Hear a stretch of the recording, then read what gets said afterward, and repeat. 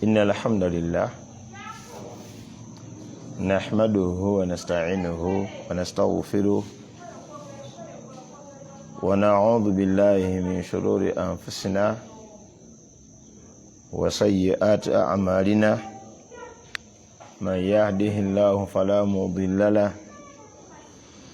ومن يضلل فلا هادي له أشهد أن لا إله إلا الله وأشهد أن محمدا عبده ورسوله صلوات الله وسلامه عليه.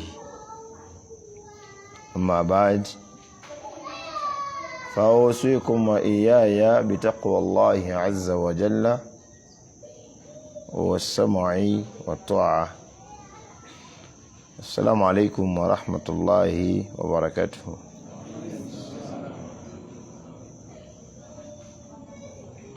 Amatenda majjuvu era marungi agatali mbukendevu bonna tugatenda ne Allah subhanahu wa ta'ala. Allah Rabbul Alamin omutonzi waffe, omutonzi w'ebitonde byonna, la ilaha illa hu, tetulinayo katonda atali katonda Allah subhanahu wa ta'ala. Ebisinzibwa bingi ebitali Allah Rabbul Alamin, omuli emiti, omuli ennyanja, omuli abalongo, omuli empewo. Mu mpewo tuba twogera ku majinni mu Luwarabu ng'ekitegeezebwamu misambwa, mayembe, biteega, mizimu, bitambo n'ebifaanana ng'ebyo. Buli buwangwa oba buli bannalulimi balina kye bayita ebintu ebyo, naye nga erinnya lyabyo ettuufu Allah yagayita majinni. Era Allah yagamba wama khalaqtu ljinna wal insa illa liya'budun, sina kyantonza majinni yadde abantu okujjako okubanga ebibiri ebyo binsinza. Ensonga lwaki wooli ng'olina amatu agawulira, olina omutima ogufumintiriza, olina amaaso agalaba, olina ebiyungu ebikuyambako okutambuza obulamu, ensonga eri emu, kusinza Allah. Ekyakuleesa wano kusinza Allah. Era mu hadithi ya Mu'adh bun Jabal radiyallahu anhu yajjayo bulungi ekintu ekyo. Nabbi sallallahu alayhi wasallam yamubuuza nti atadiri ma haqqullahi ala al-ibadi, omanye ebbanja Allah lyabanja abaddu, wama haqqul ibadi ala Allahi, era omanyi ebbanja babaddu libabanja Allah. Mu'adh bun Jabal radiyallahu anhu yagamba nti qultu, nze namugamba Allahu wa rasuluhu a'lam, Allah n'omubaka we basinga okukola ki? Okumanya. Nze Mu'adh simanyi Allah kyatubanja, nange simanyi kyemukola ki? Kyetumubanja Allah. N'agamba nti haqqullahi, Allah kyatubanja mu byonna bye yatukolera, engeri gyatondamu. Yabuuza mu suratu wa Takwil, yagamba nti ma gharraka bi rabbika al-karim, kyekikufudde omugayaavu katonda woyo w'ekitiibwa. Alladhi khalaqaka, eyakutonda. Tuli properties za Allah. Naam, nga naawe bwoba n'ebintu byo byoguze oba byokoze ng'ekituufu gw'omanyi lwaki obiguze era otebenkera nnyo nga bikoze kye wabireetera. Nam kati Allah naffe tuli properties ze era Allah musanyufu nnyo gye tuli nga tukoze ekyatuleesa wano. Era yagamba nti haqqullah, ebbanja Allah lyatubanja ng'asinziira ku bye yatukolera ne byatukolera, ayabuduhu, kubeera nga tumukola ki, nga tumusinza. Bwe tuba nga tusinza Allah wala yushriku bihi shay'a, tetumugattako kantu konna. Kye tumaze okutegeera nti kino Allah kyayagala ffe kye tukola. Oba ontegeera? Bwe baleeta omusajja okuuma banka wano, banka ne bajja bamenya ku adweya wali naye nga bamenya abalaba. Oba ontegeera?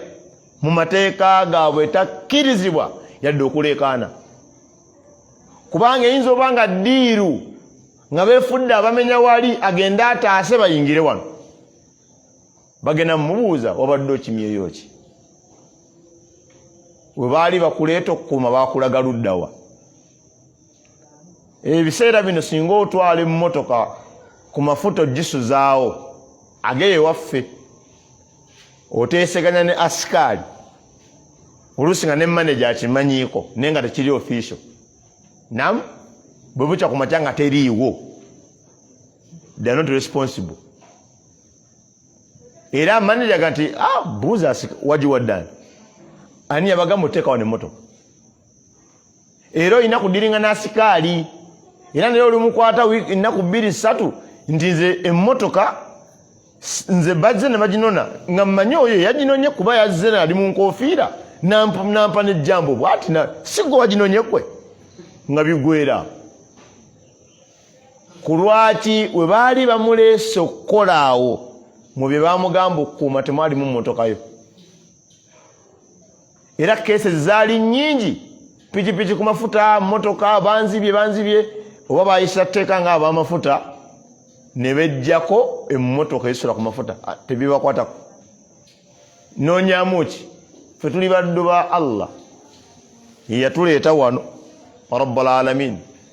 Bye tukola byonna tubikola kusinza nabyo Allah, to an extent nti n'okusanga ejjinja mu kkubo n'opaakinga emmotoka ku bbali nokati alino nolijja kukuba abantu lino n'olijjawo n'enniya ey'okufuna empeera, Allah akusasula. N'okusanga embizzi ng'omugwa gugikutte mu buki, mu bulago, ekaaba mu nnimi zonna omulina okuyita amannya gaffe.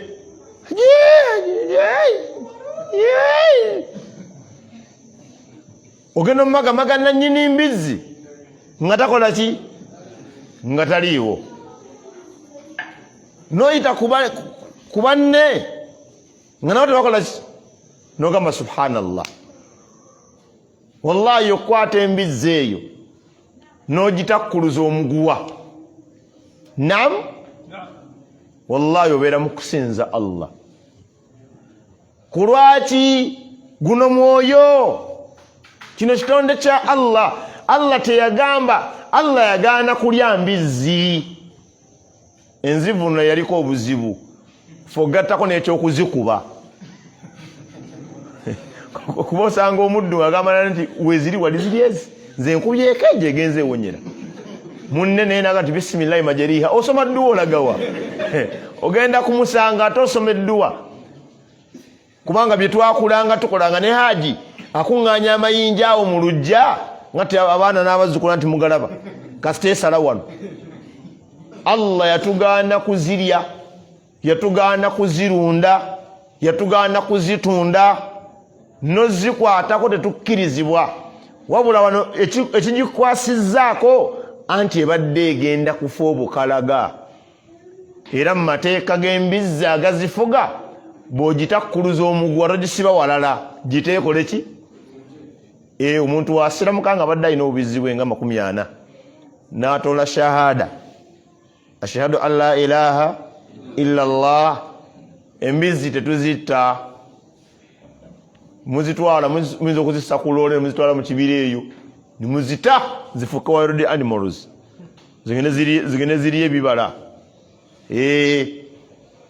Kakati kyenonyamu kiriwa obuwangazi bwaffe, tuli baddu, buli kyetukwatako twegendereze okakasa kino Mukama waffe akyagala. Kubanga Mu'adh ibn Jabal radiyallahu anhu bwe yamala okumanya nti Allah tubanje ekyo kyokka, kumusinza yekka butamugattako kintu kirala, amakulu nti kukwata buwangazi bwaffe nga tubuwaddeyo gyali, nga bwe bibeera bitusobyeko ng'ebitonde, oguddeko mu bwenzi, nam obbye, olimbye, olidde riba, yensonga lwaki nti ebyo ebikusobyeko weenenya otereeze enkolagana yo nani ne Allah, kubanga ffe tuli baddu ba Allah. Abange mbayita oyo yatutonda oyo atebenkedde ku arushi waggulu w'amagulu 7, omusaasize nnyo ow'ekisa ekingi, gwe tulina okusinza, tomugattanko ebintu ebirala. Ow'okuba nti mukwata mpola tekikuwa omwaganyo mumujooga n'omumumanyiira, kuba mu mannya ge kuba mu bitendo bye shadidul iqab, bw'akwata bw'ati terayinza kutaasa. Nsaba Allah atukwatireko tutuuke gyali nga yekka gwe tusinza. Nsaba Allah nga mumwegayirira sebyengera n'emirembe ku Mukama waffe Nabi Muhammad sallallahu alaihi wasallam. Ffe Nabbi sallallahu alaihi wasallama yatusanga nga bwe tuzaala abaana, naam, omanya ddi nti babo agamu ku makubo gano wammanga mama waabwe amala kukola ki? Kufa. Kasanya bwafa omanya bano baana bange. Nabbi sallallahu alaihi wasallama agenda tusomesa obusiraamu, yatusanga jajja oba senga yakakasa nti ono omwana azaalibwa waffe, oba si kyo senga alina oba yalina obuyinza mu ntegera y'abakyabigoberera, oba jjajja okusinga jjajja obugamba nti oyo omwana si waawano. Nabbi sallallahu alaihi wasallam yatusanga singa omwami afa bakwatanga abaana ne babasibamu amafuvu, oba bayita amafuvu ago ge bateeka mu biwato ne babateeka ku kifugi oba ku kabalaza mu lumbe.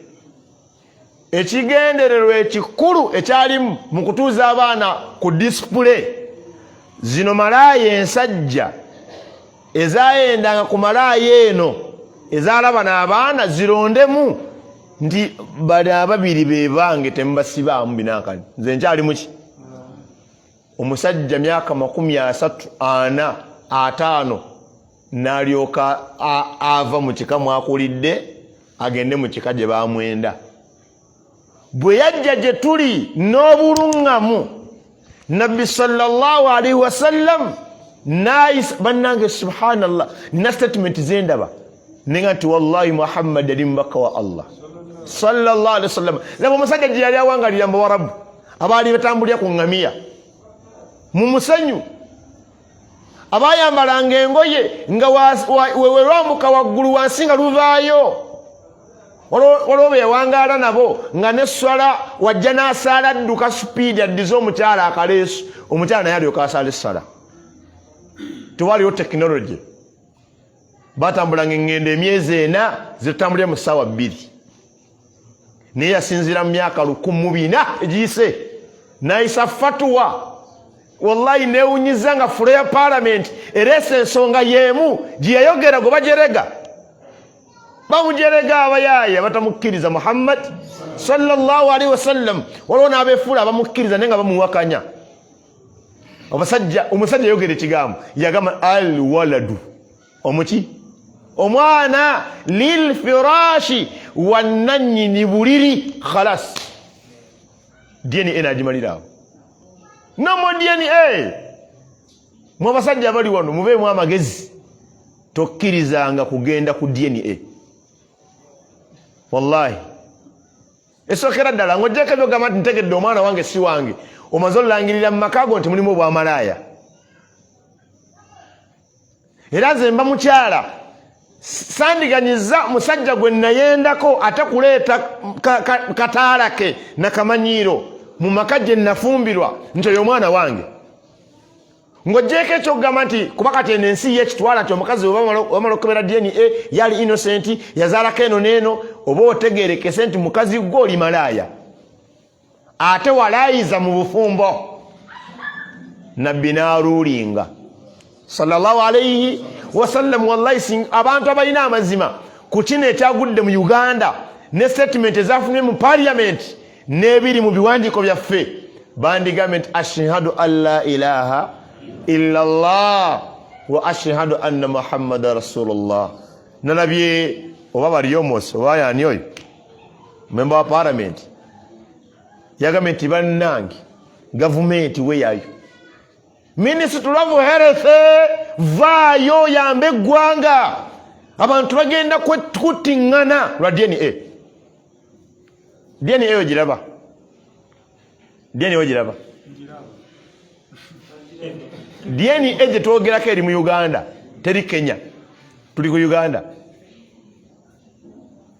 ku Uganda ng'ekyasigala mu Uganda ekiri oligino byebyo byokka ebiri oligino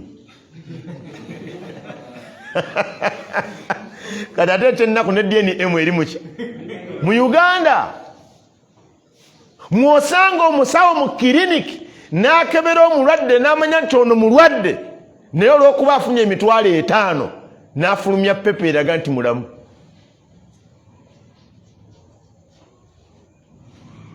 Ye DNA gyogendako. Very possible. It can happen. Hey. Naam.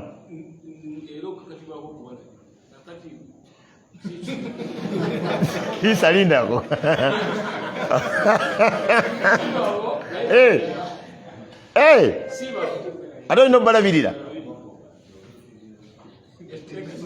Allahu akbar.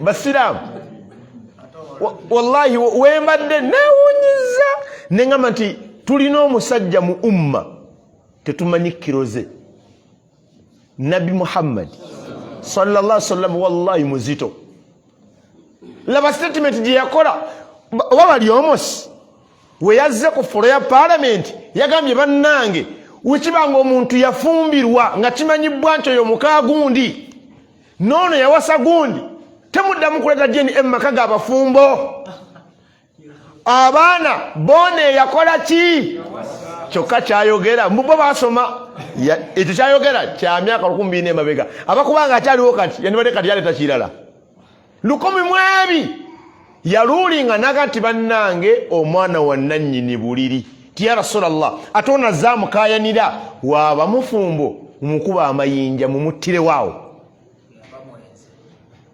Assalamu alaikum warahmatullahi waba kawulu kagazi ng'ekimukuumidde mu buwulu kwenda mu maka g'abafumbo bembako 10 mumuteeke ku kiroole kitwala obusa bwente kimukasuka eyo ekapucola temuganya kuvaayo mwaka mulamba yebuulire ekapucola oyo Muhammad sallallahu alaihi wasallam wallahi omuntu wagenda gyata iri abafumbo right omuntu wagenda gyatamanyi jukira na bano bebuuzo nakimye eki nti ekyamugobezze mukono bamukutte ne mukono omusajja awangaala bubi bamuwa omwaka mulamba naye ayinza okusabira mu wiiki bbiri nti kankomewo sikyaddamu kubanga emmere awokusula talina mikwano tuva nti n'omubbi ne Solomon yagaa nti agibweko omukono k'Abayudaaya nedda kutulugunya kubonyaabonya kati obubbi bwavudde ne mu kumenya kati bakubba olaba bwoti n'owaayo okuliko n'ebiwandiiko kati nabbi sallallahu alaihi wasallam banaye baganda nga basiraamu bali wano bwe bagambanga nti Allah yagamba woba oli mukkiriza gamba sami'na wa ata'na mpulidde era ngonzi waliwo ebintu Allah byatugamba olwokuba ye mutonzi waffe n'atatwala budde naawe kukunnyonnyola ekikuŋŋambisizza kino ogenda kufunamu kino ye nagamba bw'ogambye nti kola bwoti fe abakkiriza Allah tukola buki tukola bukozi wallahi ogenda olaba oluvannyuma woba olabye Allah yaŋŋamba kino ku lwa kino wama Allah yanzijako kino yagala kumpaamu kino olaba omuntu awangala bati ebyo woowuunira ebyo Allah yagamba Abayudaaya afakullama jaakum rasulun bima la tahwa anfusukum istakbartum fafariqan kadhabtum wa fariqan taqtulun. Allah yagamba mwe Bayudaaya mmwe afakullama jaakum rasulu bima la tahwa anfusukum mwe buli mubaka lwabajjira ne bye mutaagala mwe bye mutakola ki nga temubyagala naye nga omubaka byalese okuva eryani eri Allah istakbartum nga muga nti terujja tukikkiriza ffe ekyo nga mwekuza fafariqan kadhabtum nga mugamba n'okulimba akola ki alimba nga walaba nabbi Nuhu alayhi salatu wassalam we yajja eri abantu be nga tibannange mwenna mbaagala mu lyato kobo nti no akazate eryato kumusana kati ogudde eddalu naffe tugasseemu bannange nkiddamu mwenna mbaagala mu lyato no kale yogana jjanga tuwalampa ku bizimbe wallahi anti Allah bwalumba asa Allah alumba takuwa gapo walampa obuzibu tomanyina gyagenda kuva kati bali awo nga gye baagala owalampa gye gavudde nga ne bayimiridde era gafubutukula sides yate enkuba n'asitumula n'ensulo wansi nga balowooza yenkuba ya bulijjo bagenda nga volume zirinnya abamu baddemu amagezi agawalampa eryato nga madala bagajjewo dda ne bazikirira istakbartum abantu baweebwa warning ne bakola ki ne beekuza abantu Allah abagaana obwenzi ne beekuntaza ku mateeka ga Allah ne bagenda bakola obwenzi olaba ebivudde mu bwenzi simanyiyo mukazi mubi mu nsi muno nga mukazi alaze mwana kika kye nga amaze okukula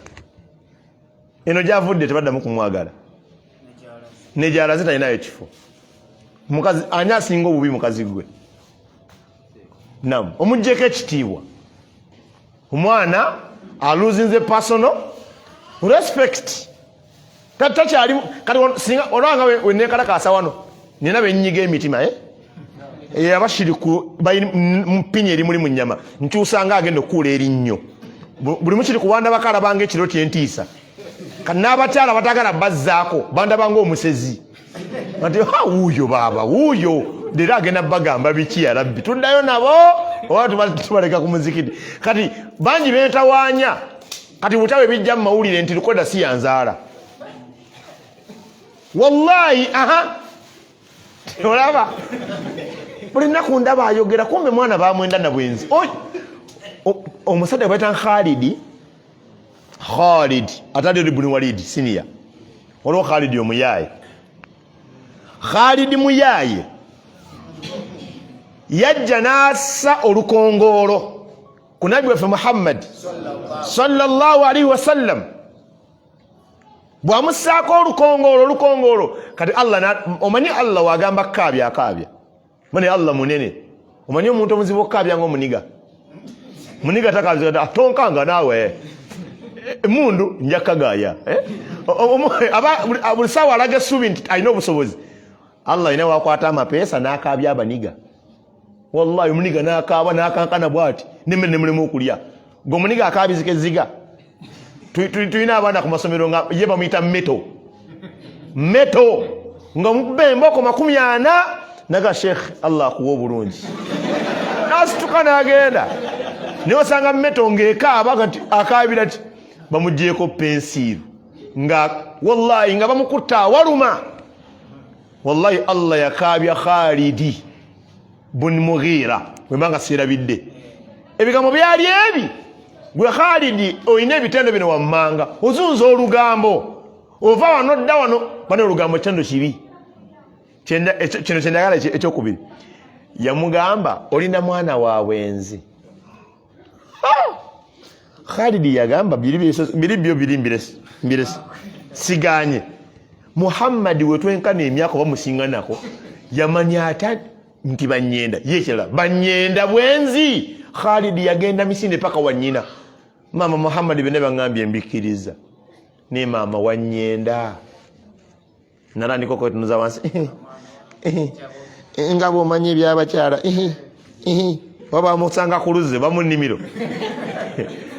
Kati kyatabula abawarabu nti Nabi sallama yaswaza Khalidi nga Khalidi tamanyi ne wali sije bamuzaala.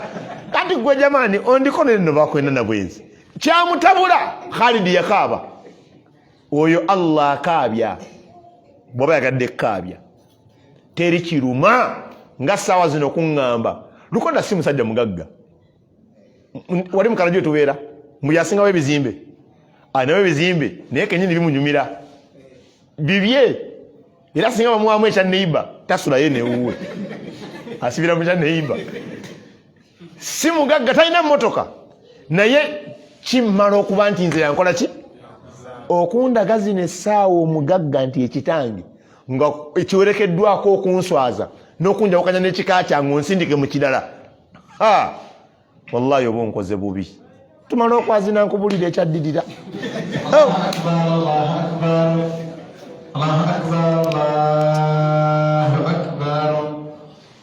Ashhadu an la ilaha illallah. Ashhadu an la ilaha illallah. Ashhadu anna Muhammadan Rasulullah. Ashhadu anna Muhammadan Rasulullah. حي على الصلاة. حي على الصلاة. حي على الفلاح. حي على الفلاح.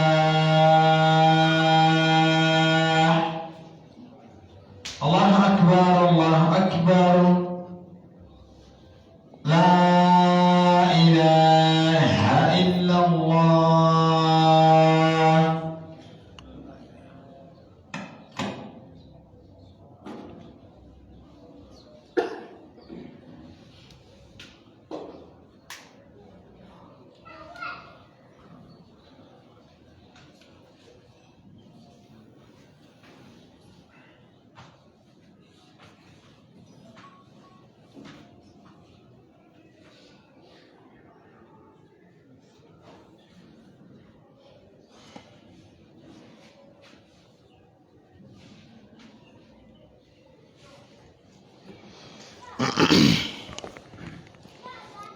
Alhamdulillah wassalatu wassalamu ala rasulillah sallallahu alaihi wasallam. Amma ba'd, tutulekayo kutenda Allah waffe rabbul alamin yenanyini matenda amajjuvu agatali mbukendeevu yemwagala waffe wannama ddala abasigadde balina bye batwagalako. Allah waffe musaba atuwe emitima nga gwe tusinga okwagala okusinga emyoyo gyaffe. Saba Allah asebengera n'emirembe ku mukama waffe Nabi Muhammad sallallahu alaihi wasallam yamutulondera gye tuli nga bashiran musanyusa eri abakozi obulungi wa nadhiran ate mutiisa nga tukubirira okufundikira ddalusu yaffe olwaleero. Baganda bange basiraamu, yatugamba Allah jalla jalaaluhu kulimira omubaka Nabi Muhammad sallallahu alaihi wasallam yagamba nti dhaaqa ta'ama al-iman, akombye ku kiwoomerezo ky'obukkiriza man radiya billahi rabba, oyenna awulira nga kimumalira, nga kimukolera, nga kimusanyusa, nga musiimu okuba nti Allah ye Katonda we. Wa bil islami diina, n'oyo awulira nga kikola gyali amakulu okubanga eddiini ye buki busiraamu. Wa bi Muhammadin sallallahu alaihi wasallam nabiyya, n'okubanga kimusanyusa musiimu eri Nabi Muhammad sallallahu alaihi wasallam okubanga ye nabbi we. Abange baganda bange basiraamu, ebyo bintu bisatu yenna Allah gwabikuŋŋaanyiza mu kifuba kye okubanga ayagala Allah okwagala okw'amazima, okubanga ayagala eddiini ye busiraamu okwagala okw'amazima, okubanga ayagala Nabbi sallallahu alaihi wasallam okwagala okw'amazima, wallahi aba afunye ekiwoomereze ky'obukkiriza, akola eddiini nga talina musindika, nga kyonna ekimugambibwa nti Allah yagamba, wallahi yagamba nti mpulidde era nkoze eki era ŋŋonzi. Allah yagaana ng'aleka. Ebintu bye tukola mu ddiini si byonna ntitubyagala, wallahi nedda. Nene swala, naam ne swala yennyini kyakwatayo buki bukwasi, naye woomanyira nti ne swala tusaala nsaale lwakuba twazimanya ziri mmeka, kwe kumala isha n'otagattakola akeezi.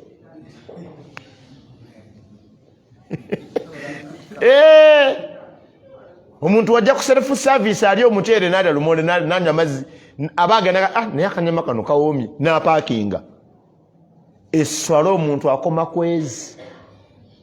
Wetubeera mu Ramadan nete newunya tugattakola aka 11 buli nnaku nga tumaze isha 11 ne tuzikuba omwezi mulamba, naye okulaga nti esswala nayo tusaala nsaale lwakuba Allah yatulagira kasitala manzaani eggwa, kubanga esswala z'ekiro n'osala lakeegi oba ogimaze. Wano wembuuza nti ani kufa agisaala, bwawanika bagenda tuswaza ffe abasigadde. Wallahi wali abasajja Allah ne baabidi ne baabida, naye kasitawanika nti nze olaba obuswavu obujjudde mu muzikiti wano, ng'abavubuka abato abatetagana njaga amaanyi gabalina gabanyi banjaga ate nga tebaginywa, ng'esswala yabamegga dda. Kati njala kulaga nti tusaala lwa kiragiro, naye nga singa tufuna gaapu etugirawo esswala tuwaladdamu kusaala. Nga woolaba Ramanzaani tusiiba ya kiragiro, kyova wanti sitati etukola ki etulema, agirwanye n'agikuba eri mande lwakuna afiya, okulaga nti wali abadde ku kinyiga.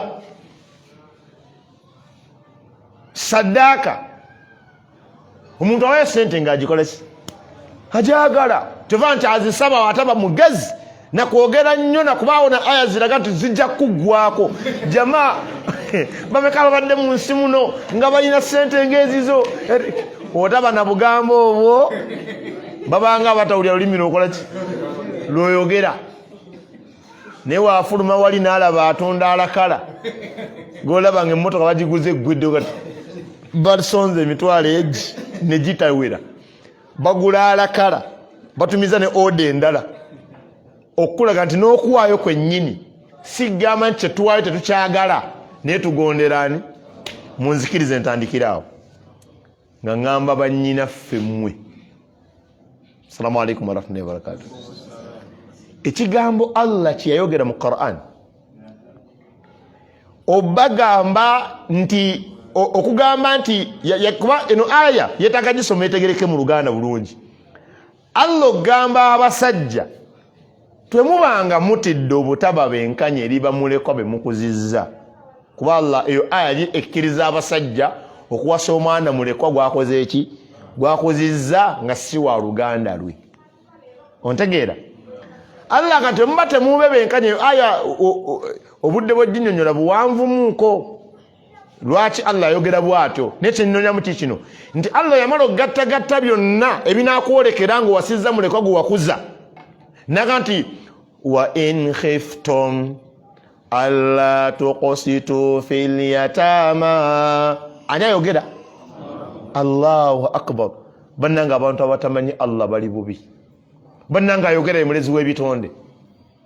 Ayogera ye yatugamba nti ene dunia yonna n'ebigirimu sirina kenjirabamu naaka, era singa yalimu obulungi obwenkanankana ekiwawaatiro k'ensiri sandiganyiza batansinza kukombako yadde otuzzi. Oyo ye yagamba muŋŋondere mu dunia ene talina kyerina, mbategekedde jjana. Nakosa ekigambo ekigamba nti lahum fiha bayina mujjana abaami n'abaki n'abakyala ma yashaun, buli konna ke balowooza mu mutima mujjana mwekali. Ate ono mu dunia tubirowoozezzaako n'otuuka n'okufa nga wabikola ki? Wabyesonyiwa.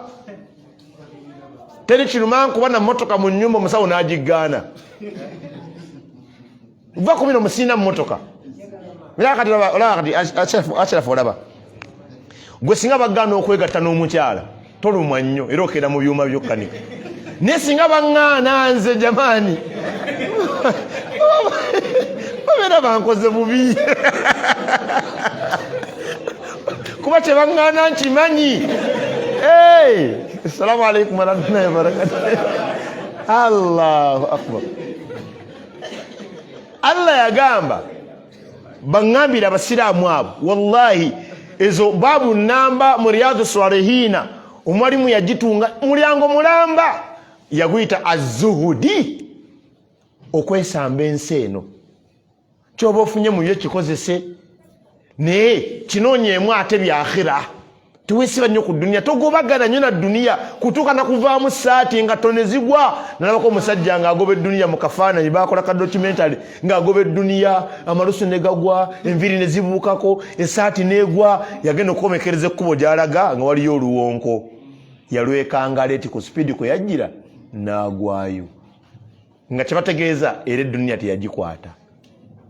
Eno eddunia wallahi tekujjanga ku Allah baajati nga tonnaba kulaga busungu na maanyi na bukambwe na kulaga mbu wasoma. Eyayogera bino ebigambo ye Allah, ye yagamba bano baseddume, kubanga eriyo n'eddiini etawasa temugimanyi. Bo tebawasa, bawangalanga bibumbe mu ndaba yaffe naye mu butonde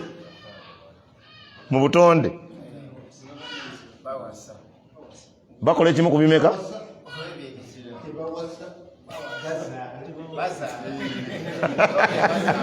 Najawulira abamanyi.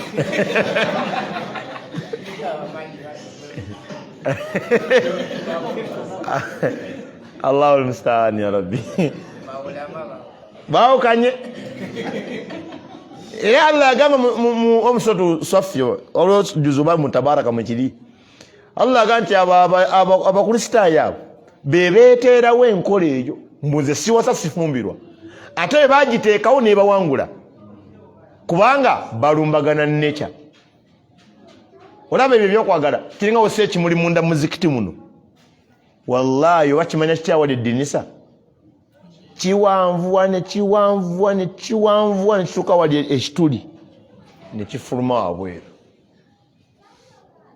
Gwe noga nti nze ndi faaza, gwe faaza naye si yingini. Era gwe genda obabuuze, si kuwalampa amadini g'abantu, gwe genda obabuuze oba tebalina baana, genda obabuuze bafaaza their daddies era gendo babuuze oba tebalina cases mu bigo byabwe nti faaza ate alina omukyala gundi ko nalabako ku mawulire ennaku ezo omukyala yali avunaana wa bishop oba faaza we Masaka Mitiyana ndoza benna ngudira zeewala yali amuvunaana yamuwasa naye nga kubavunaana ate okuwasa mu biwandiiko bye talina kukola ki talina kuwasa faaza taata ate omukazi yesimaaza kale kakati Allah bannyinaza abasiraamu eno message atali musiraamu agiweemu akadde takisobola bitegeera wallahi sobola kubitegeera eno message yabaki babaako tasobola bino ebintu biraba n'abasiraamu abamu bakyali wala wa curtains wallahi tebannabitegeera kati ate atali musiraamu ye talinyinawo ddala wano zino ensonga za mu nnyumba zabaki abakyala abasiraamu ne wooneekunkumula booti ne booneeyombekera ne bwonaakwata bbaawo n'omuggyako obuyambi bwobadde omuwa tizemba nesasula ennyumba kati sigenda ziwaayo ziweeyo ne bwonaanoba ne bwoneeyombekera kino ekigambo kiri mu Quran Allah yagamba mbawaddemu mu kyobutawasaba mulekwa nga mutidde obbali azaamaanya mbawadde nze Allah yabyogera mutandikire ku mathina eyo aya ya Quran wa thuratha wa ruba nakoma kwameka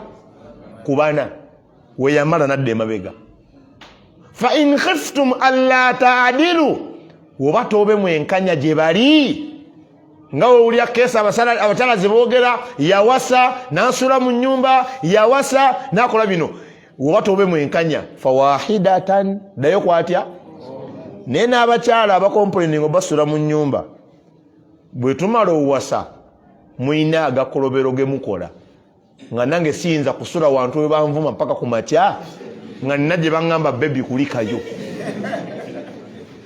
nga tonnaba kugamba nti we muwasa mutwerabira ebintu by'omukwano byakuyiiya omukwano obanga akuma ekyoto tebirina fomula kutetenkanya butetenkanya jjawo oluko olunene gezaako olutono jjawo olwaseemu teekawo olunene nenda fuuwa muuko gulawo ekyoto byakutetenkanya era singa omuntu afumba nga talina magezi temulya awoza nkutezaaka kumbe obwongo tebwaka kati ebintu by'okwagalana nze Allah mwewuunya newabeera mwana muto onaasitulwa mu ngalo gy'okoma omulaga feesi ensanyufu omuyimbira obuyimba omugerera obugero wakulaba bwati nga ajaganya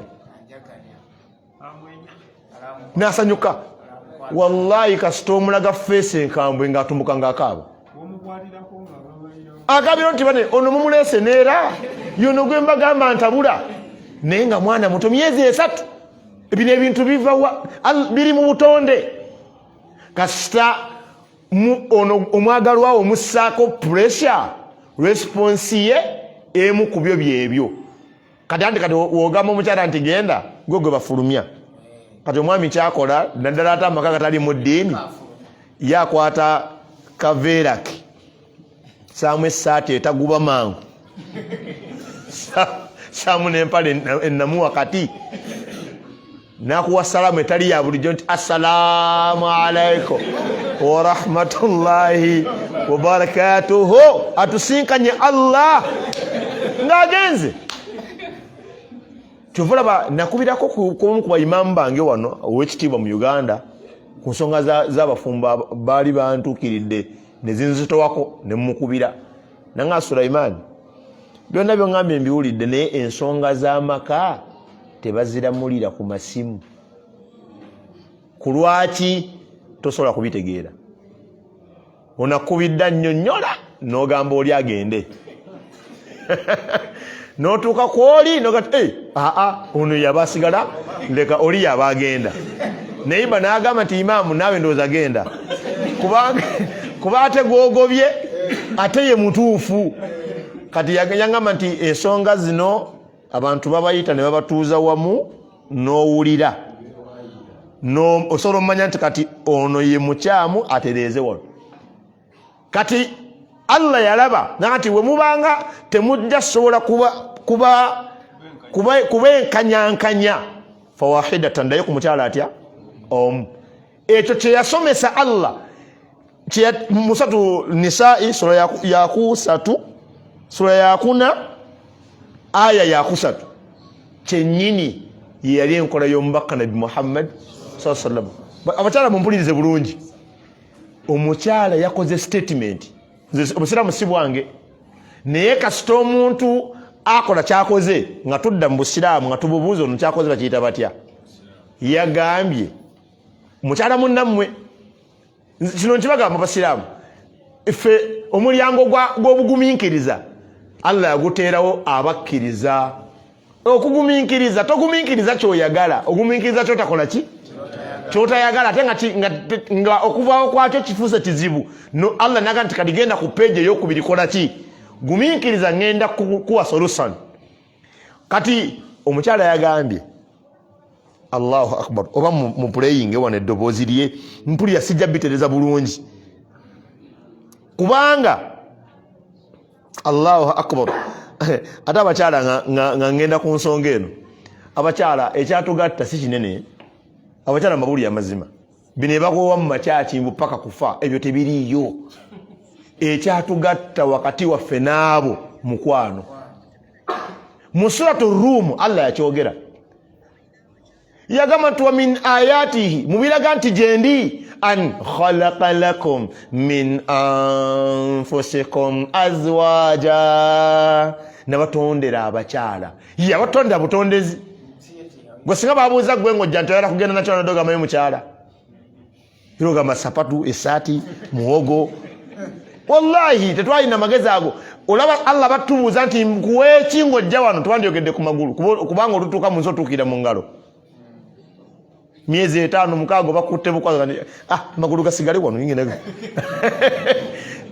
Allah teyatubuuza yatuteerangawo buteezi mu bye yatuteerawo yateekawo azwaja abakyala litaskunu ilaiha lwaki weebali tuwummulireko gye bakola ki oba ofunye agazibu ng'owummulira gyali.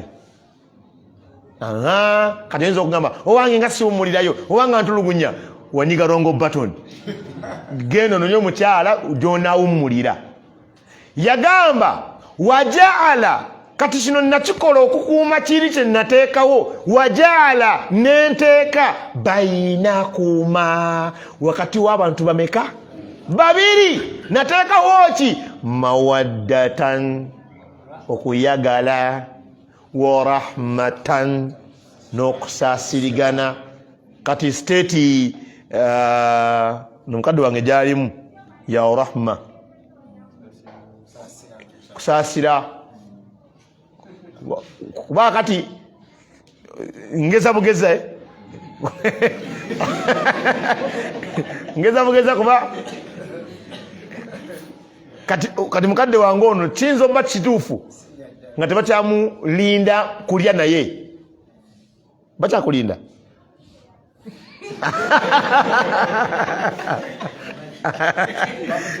ekyo kyama ebyo bya mu nnyumba kati biri mu kagamba nti ebyomunju tebikola ki tebitotolwa. Kati abenkana ne mukadde wange bano basiniya kati bamanyi n'emmere gyeri zinesawa kati bajingiza rabbi kati omanyi n'ogyenoonera esowaani ye wagiyiga n'ekikopo kyotyo okimanyi ne sukaali gw'onywa omumanyi era kati aga nti ate ompitidde ki nanti ku mmere ti owange layika okukusa eggwe ye ngaddayo nga yeebaka n'ogyebegera bali mu rahma. Era kati oyakoze bw'atyo okeera ku makya omuwe ez'akameeza kumusaasira ti nesinga si baana bano rahma. Ate naye waba afumba nagati mulekere mu kitammwe singa sikutya butaweerera baana bange ono singa sikyamuwa mmere rahma. Bino ebyamawadda byagwawadda teri mawadda namunagaani naye kyenewunya kino nakyewuunya.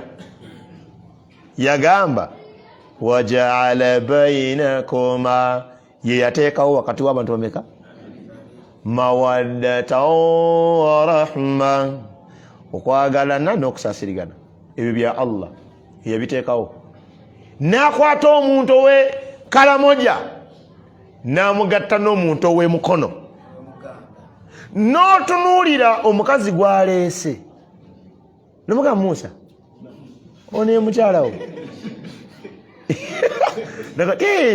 munanga tebatukalubiriza bali abantu bali ku busiraamu nga mutima nga tiwulira byayogera uno kyokka ye muli nga awulira akola ki ekyo kyamagero eyo aya gigobere bulungi wajaala bainakuma laavu tesukka wakubiri genda kuwakumeka eri wakati w'abantu bameka babiri omuganda ndoza we yava n'agamba nti omweyogereze takusuza kayanziko era omuganda n'agamba nti ekyagaza omuki omubi omulungi takimanya byonna byogera kuwolereza kantu ke yaleese kano kafiitinge mu bantu oyo Allah oyo wa rabbul alamin eyatuma nabbi sallallahu alaihi wasallam annyonnyola obusiraamu nabbi yawasa abakyala abasukka mu bana kuba Allah yali yakimukkiriza yagenda okufa nga abakyala bakkalidde mu makaage bali abakyala 9 naye nga sinnakuwa kisembayo ku ekyo kankuwa omukyalo ono nsaba Allah atusiramule abantu bangi tweyita basiraamu naye singa biyingira mu challenge abantu beegaana obusiraamu kamukuwe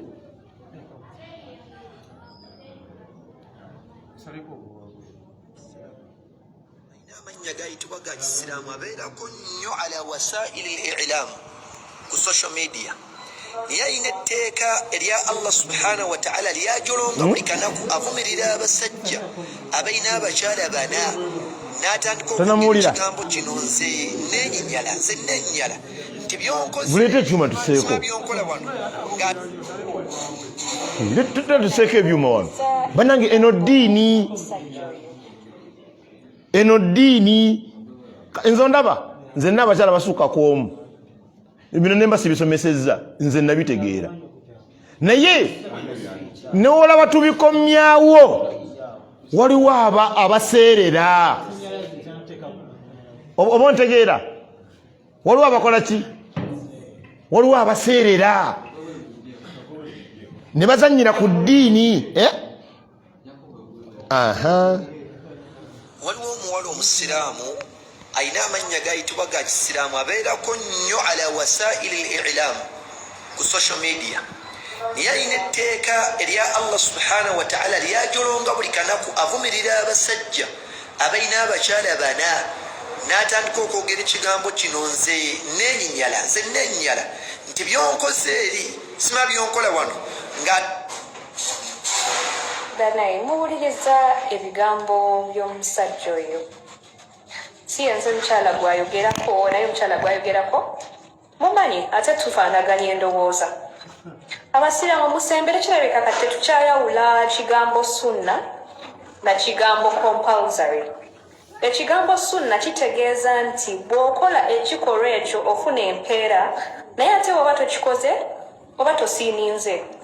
Ate kiri compulsory kigamba nti bw'otakikola oba osiininze. So then omukyala bw'ayimirira n'agamba she cannot participate in a polygamous marriage obuzibu obusangawa kuba kiri sunna. Nabye njagala mu bigambo bino njagalamu ekigambo kyagambye nti yawula sunna ku compulsory ekyo kimu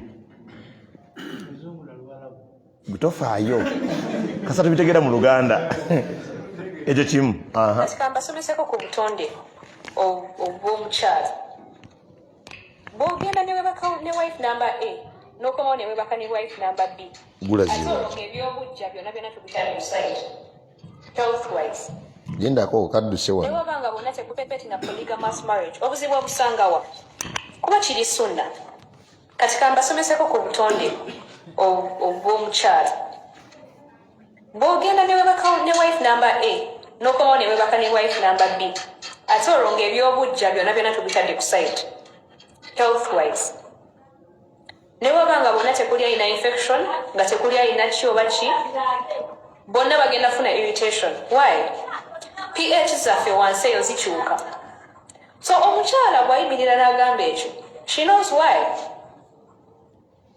so temukaka bakazi bintu alina right yonna okukwenyinyala tosobola kuba clean nga webaka n'omuntu asukkamu omunze kino kikugamba ekyakubiri you can't unless you're using protection so mulekerawo okushatinga up abakyala bwe bagezaako okwogera ku bintu ebiri sensitive okugenda okubalowoozesa nti tebalina ddiini nti Quran tebalitegeera era si banaddiini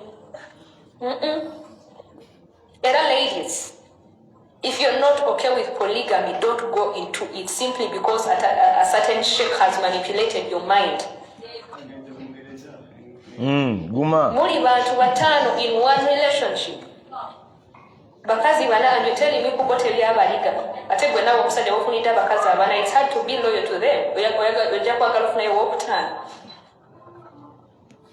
on top of that love is between two hearts you cannot love more than one person abantu abalala oba olina kyobaagalako naye oyinza okuba tomwagala naye olina kyomwagalako byenjagala biwedde. Assalamu alaikum warahmatullahi wabarakatuh.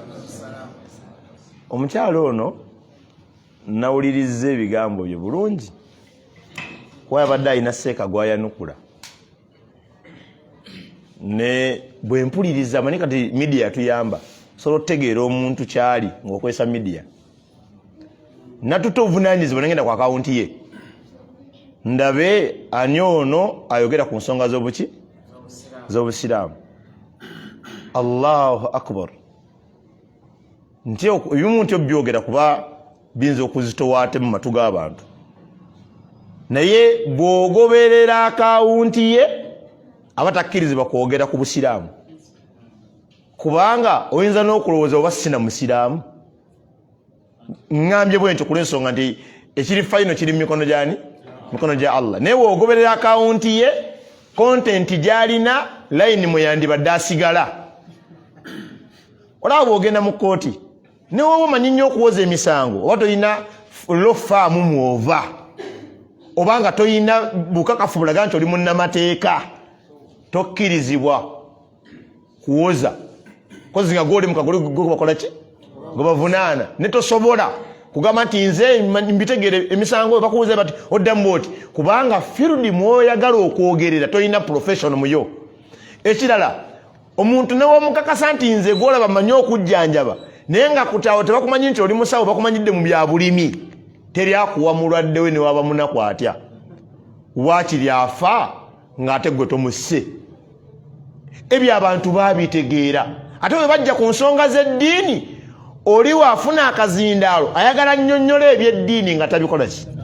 Kati wabadde ayogera agambye mwawule ekintu ekiri sunna ku kiri compulsory ayagadde egamba kiri faradha kubanga nadde ndaba vidiyo ako yabadde ndoza naye wabinotinze wansi awo kati faradha nikizito waako mulimu rao ne dhadi kati kyamuzito yeko naga nekiri compulsory kubanga bagenda okujja otwanukula bakolayo ku research kino wamaseeka kino kiramula kya lusi n'omwanukula ng'ayagala genda kikozesa ate kutomeza bantu. Kati kino kyesokera ddala okuwasa abakyala babiri basatu bana tekigwa mubiri sunna na biri compulsory eyo system ya dini. Sigambye kyengambye tosobola gamba omuntu nti kyateeka Allah yagamba wasa abakyala babiri. Era wogoberera aya eyo eyogera ku nsonga eyo teyina weekulagira nti kyateeka wasa abakyala bameka babiri. Ate abantu kibayita sunna nentaputa naye bibambi yababuzaabuza bamanyi nti ekiri sunna kyekintu nga wookikola ofuna empeera wookireka tofuna musango. Nedda sunna yenkola ya Nabbi Muhammad sallallahu alaihi wasallam. Gadi amateeka ga fiqhu agalaga kino kiri sunna kino kiri faradha kino kiri wajibu n'ebirala eyo sireva ate eyaffe ya darasa eno wabula kibayita sunna mu lulimi lwaffe yenkola ya nabbi Muhammad sallallahu alaihi wasallam. Buli okozesa entaputa egamba nti wookireka tofuna musango, yensonga lwaki abantu sunna nnyingi bazirese nga n'ezimu zibakaafuwaza. Oba kitegeera kati omukyala kyayogera si kituufu nti okuwasa kuli sunna ate kuno kuli kompalo zale nedda. Okuwasa system etambulira mu kwagala. Allah yataaba sajja waba yagadde okuwasa abakyala ababiri, ekyo Allah yamuleka yakola ki? Yamanya ina olukusa. Basatu yamanyi namugana kusukka bameka, wabula namuwa conditions. Abakyala abasiramu kye bandirwaniridde conditions ezo si kulwanyisa Allah kye yakkiriza, wabula kubanja watuwasa tuli babiri, lwaki wange tosulayo? Oba ntegeera? Watuwasa tuli babiri, lwaki abaana bange bosomeseza mu umeya ng'ate famire endala eri esomera kuli akakadde?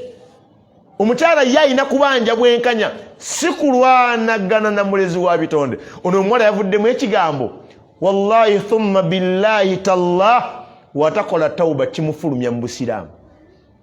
Mu suratu Tauba aya 65 Allah yagamba rabbul alamin mpaka awo obudde bwagala kusembera.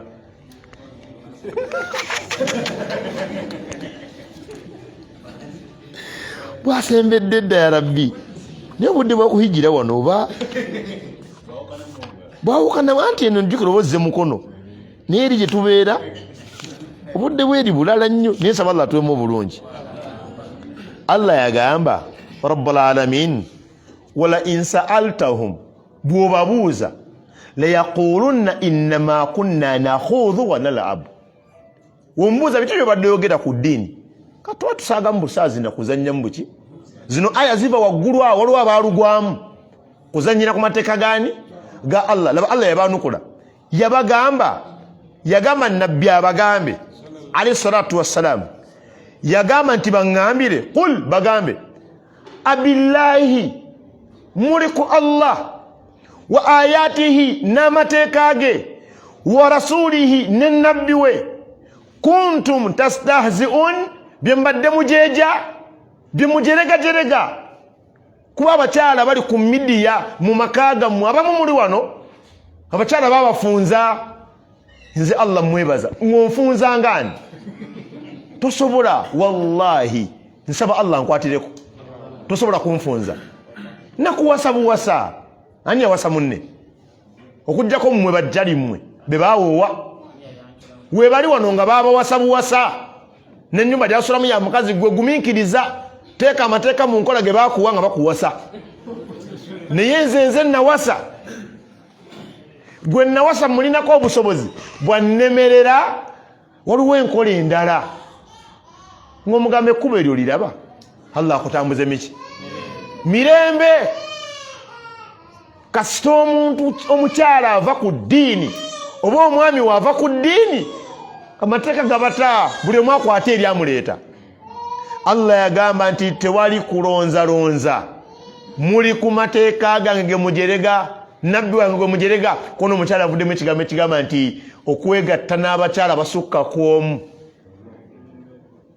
oba otambuza ndwadde, oba kitegeera, naganze ninyinyala ove muono de muono, wallahi nga alumbagana sunna ya nabbi Muhammad sallallahu alaihi wasallam. Kati ategeeza nti nabbi kye yakola nga kyali kya bulabe, ate nga akisomesa abantu. Kino nkibagamba mu bakyala mmwe bannange, Allah waffe yatwagala, ate nze abakyala mbeewuunya. Omusajja bw'awasa omukyala owokubiri aba wasizza ndiga oba mbwa, mbadde aba awasa mukyala ono gwe bazzaako yanyiiga, gwe baleeta yajja akola ki? Ajja musanyufu. Ate bw'atuuka ne bamuzzaako naye n'amala n'anyiiga. Naye kati fokasi yaffe erikoli gwe baleeta musanyufu nti musanyufu, mugende. Ensonga weeri nti gwe ddayo tuule wekka mukyala gwe obuuze Allah nga tolina feeling lwaki wagamba batuzzeeko. ojja kwewa ansa ogambe ne bounty nkusaba ogende wasa omukyalo omulala. Ezo dyeni eziwuumira matu g'abantu. Bawuli abazirika abasajja abamu baayagala bawase ku bakyala ali awaka n'akola ki n'agenda n'ayenda ku mulala. Dyeni ebagenda okukeberabeerawo omwenzi omusajja n'omukazi. Era abakyala bageze ne ku leva egamba nti kale mubawase dyeni ezijja bazirisa. Nedda basajja mmwe muwase abakyala abookubiri, muwase n'owookusatu n'owookumeka kasa otuukiriza amateeka. Ekigambo kyange kiri nti ye mukyala wo waali yakitinga n'okukola obwamalaaya muyejjeko stress, eyo fayiro siiyo ye gwe bawandiikako nti akoze ki? Ayenze. Lwaki Allah yagamba okuwasa abakyala babiri? Lwaki Allah yagamba tufumbirwe n'okuwasa? Kukuuma nsa zaffe. Oba ontegeera? Ono omusajja okuwasa omukyala owokubiri, omukyala yagambye mukyala munne nti mukyala gwe nkuwulira nnyo nga weeyogezayogeza ku by'abakyala bannamba bbiri ng'obavumirira, naye singa bbaawo afa myaka mwoli myaka 3 olina abaana 4 ani ayinza okuwasa nga nnamba emu? Wamma gwe onoonya mukyala yazaalako. Anyenyeza omuntu kataguve nako.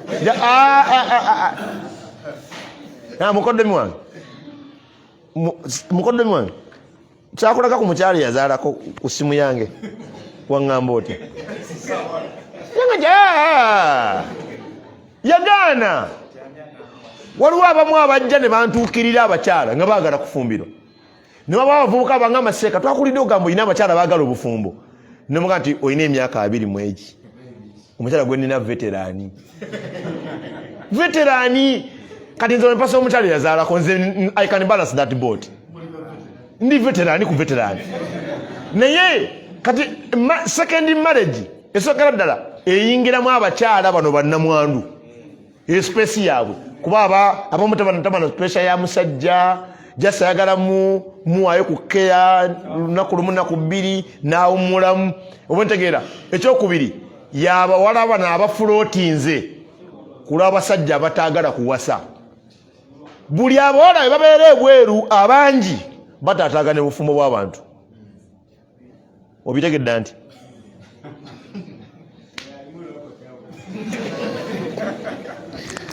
abange baganda bange basiraamu, saba Allah atumalire obudde butusinza amaanyi. Ensonga tulijoogerako omulundi omulala, naye ensonga ya poligame eyo nsomesa ya busiraamu, ekyennyuma ekya poligame nsomesa ya shaitaani. Kati shaitaani erwanisa poligame emirizeewo bwamalaaya. Saba Allah atuwe okutegeera abaami n'abakyala nti yenna akuba poligame aba akuba sisitimu ya busiraamu nga Allah yamanye ekyama lwaki yakkiriza poligame beera ng'ekolebwa. Wabarakallahu fikum wa jazakumullahu khairan. Subhanakallahumma bihamdik nashhadu an la ilaha illa anta astaghfiruka wa atubu ilayk. Walhamdulillahi rabbil alamin. Assalamu alaykum wa rahmatullahi wa barakatuh.